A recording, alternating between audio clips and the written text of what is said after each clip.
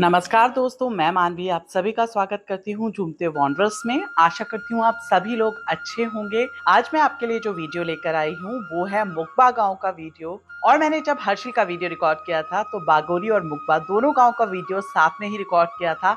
मुझे लगा था कि मैं आपको इन तीनों जगहों की इंफॉर्मेशन एक साथ दे दूंगी, पर वीडियो बहुत लंबा हो गया। उसकी वजह से मुझे वीडियो को चॉप करना पड़ा 3 हिस्सों में। और मैंने मुकबा गांव का वीडियो भी तभी रिकॉर्ड किया था, पर जब मैंने बागोरी का वीडियो अपलोड किया तब मुझे पता चला कि आवाज में कुछ टेक्निकल ग्लिच है और उस वजह से मैंने दोबारा आप लोगों के लिए मुकबा का वीडियो रिकॉर्ड किया है। मैं चाहती हूँ कि आपको मैं जो भी इंफॉर्मेशन दूं वो प्रॉपर दे पाऊं और आपको सुनने में भी मजा आए। तो आज मैं आपको लेकर चलती हूँ मुकबा गांव। इस गांव में बहुत सारी रहस्यमय ऐसी चीजें हैं जिनको बहुत कम लोगों ने एक्सप्लोर किया है और उसकी इंफॉर्मेशन गूगल में भी नहीं है अभी तक। तो अंत तक मेरे साथ वीडियो में बने रहिएगा। आज मैं आपको बहुत ही विचित्र चीजें दिखाऊंगी जो मुकबा गांव में हैं, और मैं आपको ये भी बताऊंगी कि हम वहां तक कैसे पहुंचे। तो चलते हैं मुकबा। मुकबा गंगोत्री तीर्थ के पुरोहित सेमवाल लोगों का गांव है। इस जगह पर उनकी 14 पीढ़ियां रह चुकी हैं। गंगोत्री का जो मंदिर है उस जगह का पूजा पाठ शुरू से ही इन लोगों द्वारा किया गया है। वहां के पुरोहित हमेशा ही ये सेमवाल लोग रहे हैं और आज भी उनकी 14th जनरेशन इस लेगेसी को फॉलो कर रही है। दिवाली के दूसरे दिन लक्ष्मी पूजन के बाद चारधाम यात्रा के जो पट हैं वो बंद हो जाते हैं और उस वक्त गंगोत्री से देवी को गाजे बाजे के साथ विदा करके मुकबा के मुखी पीठ मंदिर में विराजमान किया जाता है। यहाँ पर देवी की पूजा आराधना दिवाली के दूसरे दिन से लेकर अक्षय तृतीया तक होती है। अक्षय तृतीया जो अप्रैल एंड से लेकर मई में किसी एक दिन पड़ती है और उसी दिन देवी को गाजे बाजे के साथ यहाँ से विदा करके गंगोत्री में विराजमान किया जाता है। अक्षय तृतीया वाले दिन ही चारधाम यात्रा के पट खुलते हैं। जो लोग चारधाम यात्रा के दौरान देवी के दर्शन नहीं कर पाते वो सर्दियों में लक्ष्मी पूजन के बाद मुकबा आके गंगोत्री देवी के दर्शन कर सकते हैं। मुकबा का रास्ता हर्षिल के बीच से होकर जाता है। हर्षिल की शुरुआत में ही मैंने आपको बताया था कि एक चेक पोस्ट पड़ती है आर्मी की। उसके बाद हर्षिल के बीच में भी एक चेक पोस्ट पड़ती है आर्मी की। उसे क्रॉस करके आप मुकबा के लिए जाते हैं।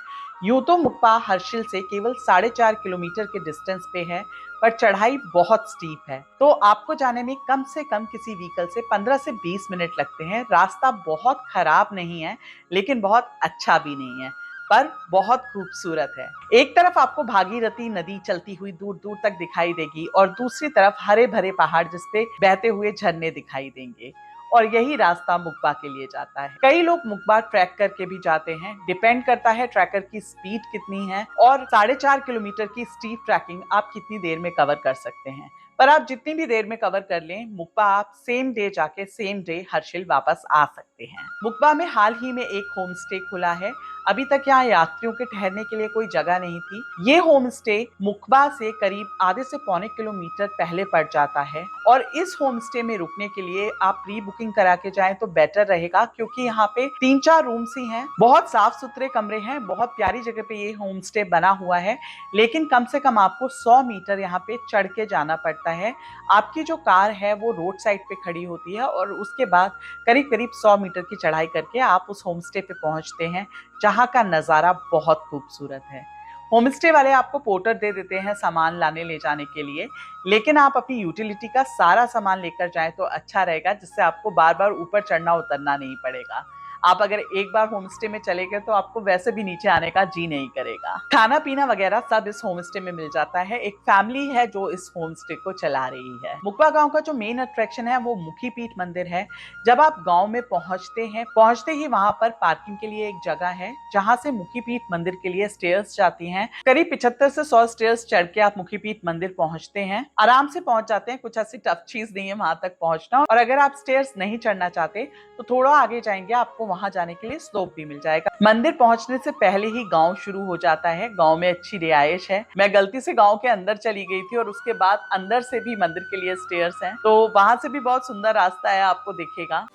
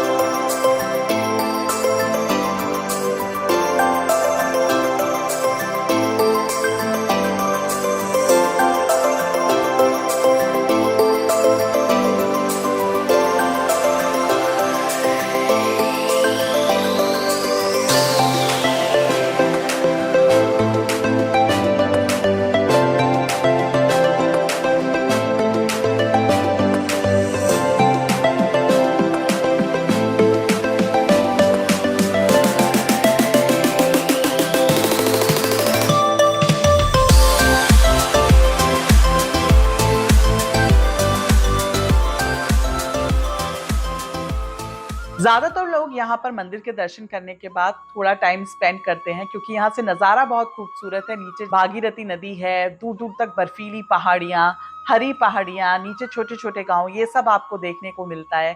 तो लोग यहाँ पर अच्छा टाइम स्पेंड करते हैं, उसके बाद वापस हर्षिल के लिए निकल पड़ते हैं। और ऐसा ही कुछ हम भी करने जा रहे थे, लेकिन शायद किस्मत को कुछ और मंजूर था। जब हम मंदिर से दर्शन करके सीढ़ियों से नीचे उतर रहे थे, तो वहां पे हमें एक सज्जन मिले। उन्होंने हमें बोला कि आप अंदर की तरफ जाओ, ज्यादा आपको चलना नहीं पड़ेगा। यहाँ पे देखने के लिए एक बहुत ही रहस्यमय सी नदी है, इसको भीम नदी बोलते हैं, और इसकी अपनी एक स्टोरी है। हमारे पास ज्यादा टाइम नहीं था, पर हमने फिर भी कहा कि चलो चल के देखते हैं, अगर ज्यादा दूर नहीं है। और वो सज्जन खुद ही आ गए कि चलो मैं आपको दिखाता हूँ। उनका डील डॉल देख के हमें ऐसा लगा कि शायद कोई टूरिस्ट हैं जिन्होंने एक नई जगह एक्सप्लोर की है, और इतनी एक्साइटमेंट के साथ वो बता रहे थे, तो हमें लगा कि शायद ये टूरिस्ट हमें वो दिखाना चाहते हैं, तो हम उनके साथ चल दिए। चलते चलते वो हमें गांव के अंदर ले गए, और बातचीत के दौरान हमें पता चला कि वो इसी गांव के रहने वाले हैं, कोई टूरिस्ट नहीं है। और जिस जगह पे वो हमें ले जा रहे थे उसकी एक बहुत ही इंटरेस्टिंग स्टोरी है, तो मैं भी आपको वहां तक लेकर चलती हूँ। लेकिन उससे पहले मैं आपसे रिक्वेस्ट करना चाहूंगी कि अगर आपको मेरा वीडियो अच्छा लग रहा हो तो प्लीज यार उसे लाइक कर दो, अपने दोस्तों के साथ तो शेयर करो। आपके एक छोटे से एफर्ट से बहुत मोटिवेशन मिलती है।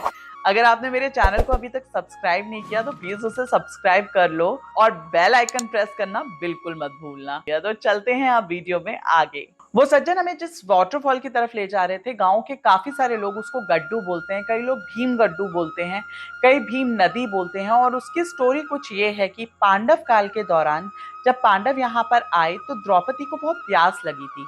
तो उन्होंने पांडवों को बताया कि उन्हें प्यास लगी है, और उस दौरान भीम ने अपनी गदा मारी, और उस जगह से सबसे पहले दही निकला, फिर दूध निकला, उसके बाद खीर निकली, और उसके बाद पानी निकला। और कुछ लोग ये भी मानते हैं कि भीम ने गदा नहीं मारी थी, बेसिकली अर्जुन ने अपना तीर चलाया था, और उसके बाद दही निकला था, फिर दूध निकला था, फिर खीर, और उसके बाद पानी। स्टोरी चाहे जो भी रही हो, पर गांव वालों का ये मानना है कि आज तक इस पानी का जो स्रोत है वो किसी को नहीं पता चला कि पानी कहाँ से आ रहा है। काफी रिसर्च हुई, उसके बावजूद भी लोग नहीं जानते कि ये पानी आना कहाँ से स्टार्ट हुआ है। ये किसी ग्लेशियर से नहीं आ रहा, और ये झरना नीचे जाके भागीरथी नदी में मिल जाता है। बहरहाल झरने पे पहुंचने के बाद वाकई में उस जगह की पॉजिटिविटी को आप फील कर सकते हैं। उस जगह का इतना पॉजिटिव ऑरा है कि मैंने उसको प्रॉपर इंटेंसिटी के साथ फील किया। मेरे हस्बैंड उन सज्जन से बात कर रहे थे, और मैं वहां साइड में वाटरफॉल के साथ बैठी हुई थी, और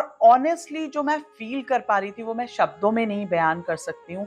इतनी प्योर ऑरा थी उस जगह की कि कई बार ऐसा होता है कि आपको इतनी संतुष्टि मिलती है कि आंखों में अपने आप आंसू आ जाते हैं, और वैसी सी कुछ फीलिंग थी जो मैं वाकई में आपके साथ शब्दों में नहीं बयान कर सकती हूँ। आई रियली विश कि मैं वो आपको दिखा पाऊँ, तो आप देखिए और कोशिश कीजिए मेरे साथ फील करने की।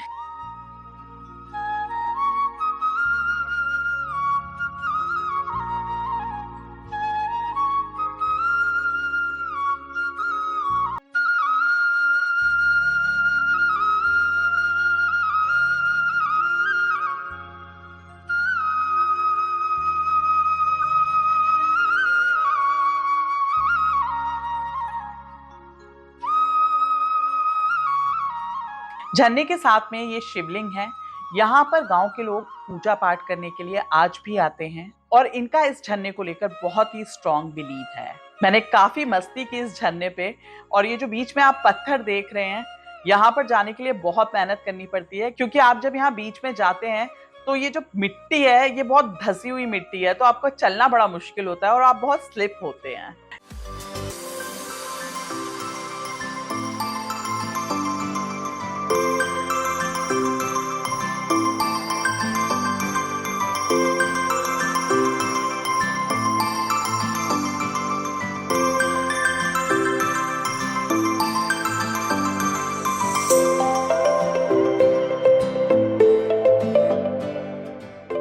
झरने के साथ ही यहाँ पर एक बहुत बड़ा वृक्ष है। इसकी भी विशेष मान्यता है, मैं आपको ये वृक्ष दिखाती हूँ। ये देखिए, ये जो बड़ा सा विशाल वृक्ष है इसी झरने के बिल्कुल साथ में स्थित है।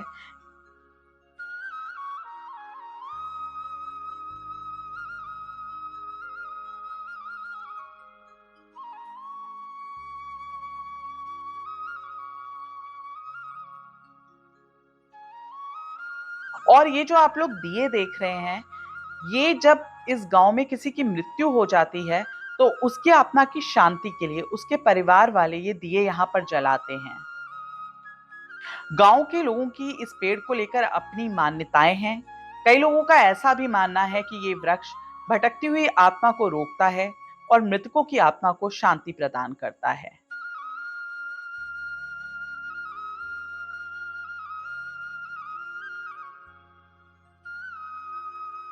झरना देख के हम वापस गांव की तरफ चले और बातचीत के दौरान हमें एक बहुत ही दिलचस्प बात पता चली कि ये जो सज्जन हमारे साथ चल रहे थे, ये खुद भी गंगोत्री के पुरोहित हैं और इनकी सेवा भी गंगोत्री धाम में लगती है। गंगोत्री के पुरोहितों को रावल भी कहा जाता है। भाग्यवश हमें इन रावल जी के दर्शन हुए और ये हमें अपने घर पे ले गए। मैं उनके घर का वीडियो तो नहीं रिवील करूंगी, ना ही उनकी आइडेंटिटी रिवील करूंगी, क्योंकि वो कंफर्टेबल नहीं थे। पर ईश्वर की कृपा से हमें उनसे वो प्रसाद प्राप्त हुआ जो हमें गंगोत्री में भी नहीं हुआ था। हम मुकबा जाने से पहले ही गंगोत्री के दर्शन कर चुके थे, पर यहाँ पर हमें माँ गंगा की चुनरी प्राप्त हुई और प्रसाद प्राप्त हुआ। मैं बहुत खुशनसीब मानती हूँ खुद को कि हमारे टाइमिंग्स इतना मैच कर गए जो हम उनसे मिल पाए, और शायद ईश्वर की ही कृपा थी कि हम उनके द्वारा इस गांव को इतना जान पाए। गांव बहुत खूबसूरत है, बहुत साफ सुथरा है। इस गांव जिस जगह पर बना हुआ है वहां से बस नजारे ही नजारे, प्रकृति के खूबसूरत नजारे देखते हैं। गांव में लोगों ने बहुत स्वच्छता का ध्यान रखा हुआ है, प्लास्टिक वगैरह आपको कहीं पर नहीं मिलेगा, और विलेज वॉक अपने आप में एक बहुत खूबसूरत चीज है। ये गांव ट्रैकर्स के लिए भी बहुत इंपॉर्टेंट डेस्टिनेशन है। इसी गांव से केदारनाथ, गंगोत्री और यमुनोत्री तीनों के लिए ट्रैक जाता है।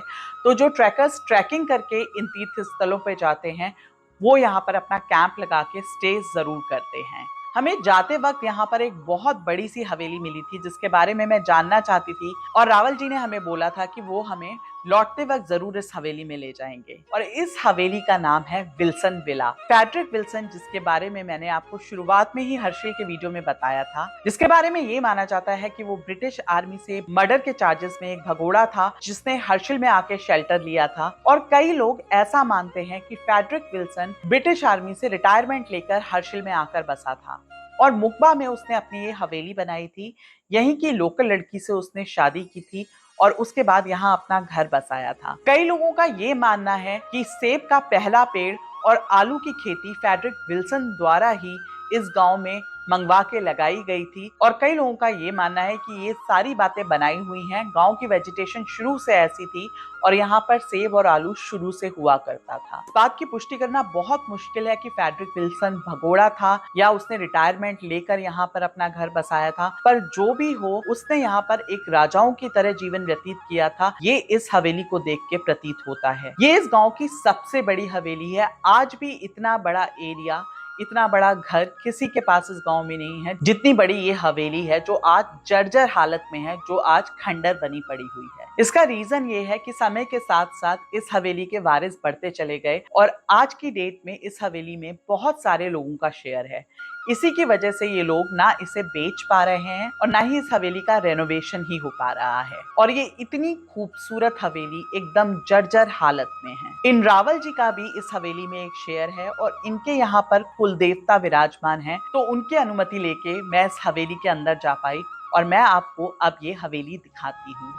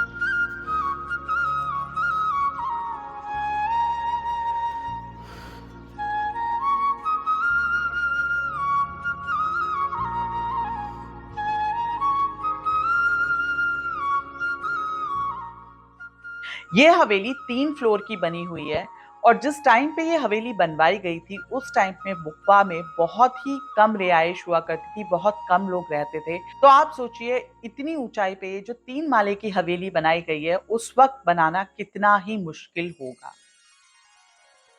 पूरी हवेली लकड़ी से बनी हुई है, बहुत सुंदर तरीके से बनाई गई है। छोटे छोटे यहाँ पर कमरे भी बनाए गए हैं, पर यहाँ पर इस वक्त ये पूरी जर्जर हालत में पड़ी हुई है।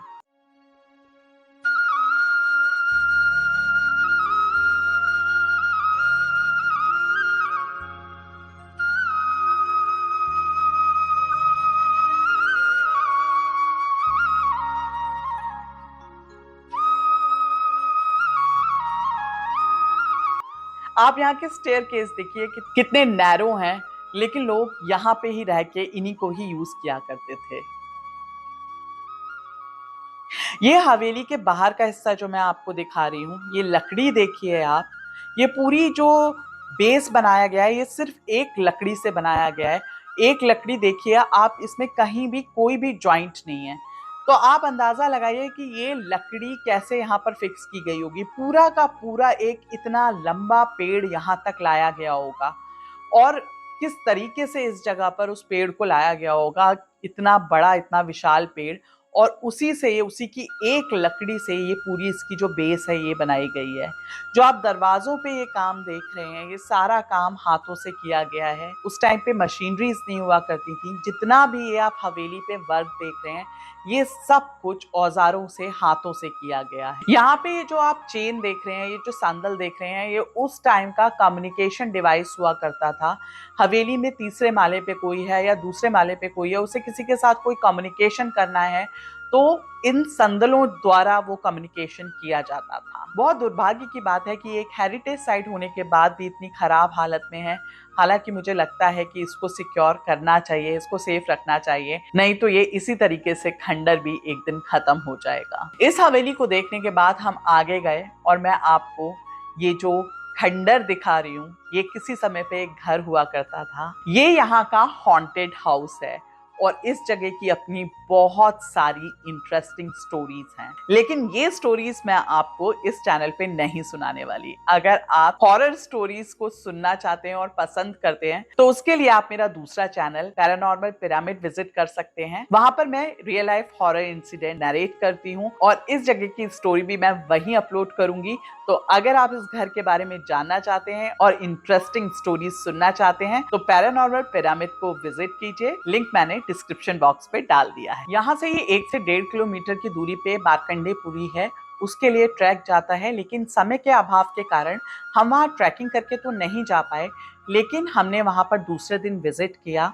मैं गंगोत्री का जो वीडियो लेकर आऊंगी उसमें आपको मार्कंडेयपुरी भी दिखाऊंगी और आपको उस जगह की विशेषता के बारे में भी बताऊंगी कि कैसे ऋषि मार्कंडेय आज भी वहाँ पर जीवित है। तो कुछ इस तरीके का इतना खूबसूरत सफर रहा हमारा मुकबा का और ईश्वर की कृपा से हम मुकबा में वो सारी जगह भी एक्सप्लोर कर पाए जो बहुत कम लोग एक्सप्लोर कर पाते हैं।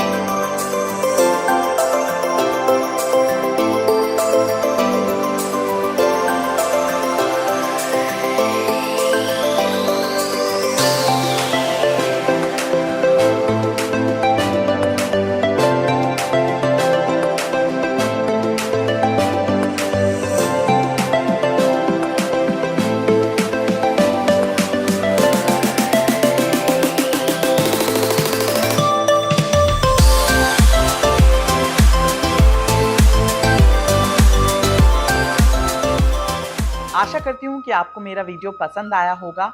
अगर इसमें कुछ कमियां रह गई हैं तो प्लीज़ अपना फीडबैक कमेंट सेक्शन में ज़रूर दीजिएगा। और अगर आपको वीडियो अच्छा लगा है तो इसे लाइक कीजिएगा, मेरे चैनल को सब्सक्राइब करें, बेल आइकन प्रेस करना बिल्कुल ना भूलें और मेरे वीडियोस को अपने दोस्तों के साथ शेयर करें। Stay tune with the channel. हम फिर मिलते हैं नए वीडियो के साथ बहुत जल्दी। तब तक के लिए नमस्कार।